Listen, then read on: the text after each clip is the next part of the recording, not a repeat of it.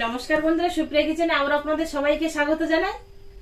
এমনিতেই প্রচন্ড গরম পড়েছে, আর এই প্রচন্ড গরমে কিন্তু যত সিম্পল রান্না খাওয়া যায় তত কিন্তু শরীরের পক্ষে ভালো। তো আপনাদের দাদা আজকে বাজার থেকে রূপচাঁদা মাছ এনেছে, আর আমি বাগান থেকে একদম এরকম ছোট ছোট আর জালি জালি পুঁইশাক তুলেছি। এই পুঁইশাক আর রূপচাঁদা মাছ দিয়ে একদম কম তেল মশলা একটা সিম্পল রেসিপি বানাবো। আশা করছি গরম ভাতের সঙ্গে খুব ভালো লাগবে, আর আপনাদেরও পুরো ভিডিওটা প্রথমের থেকে শেষ পর্যন্ত দেখবেন। আশা করছি আপনাদেরও ভালো লাগবে। মাছটা আমি তেল হলুদ মাখিয়ে ভাজতে বসিয়ে দেবো, আর তার মাঝখানে সবজিগুলো কেটে নেবো। একটা মাছ তাই 1.5 কিলো কেটে এনেছে, দেখুন পুরো 1 গামলা হয়েছে। এবার এর মধ্যে হলুদ গুঁড়ো আর পরিমাণ মতো লবণ দিয়ে ভালো করে মাখিয়ে নেব।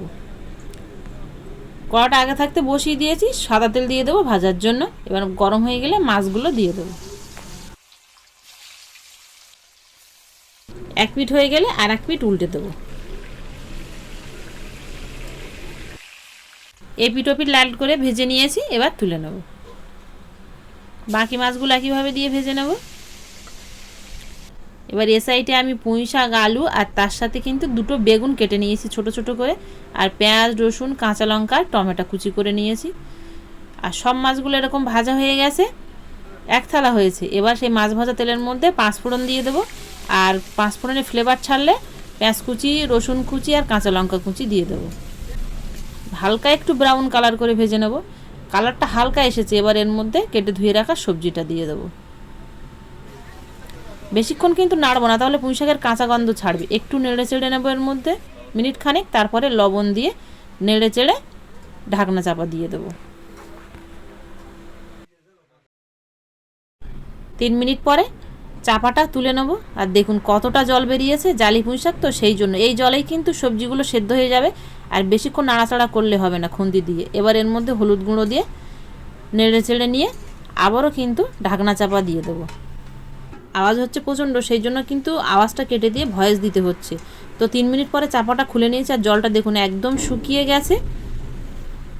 আর এরকম দেখুন সবজি থেকে তেল ছেড়ে দিয়েছে। এবার এর মধ্যে আরও কিছু মশলা আমি অ্যাড করব। দিয়ে দেবো 1/2 চামচ জিরে গুঁড়ো, 1/2 চামচ ধনে গুঁড়ো, আর 1 চামচের 3 ভাগের 1 ভাগ গোলমরিচ গুঁড়ো। এবার এই মশলাটা দিয়ে 1-2 মিনিট একটু নেড়ে চেড়ে নেবো। এমনি সবজিটা কিন্তু সেদ্ধ হয়ে গেছে।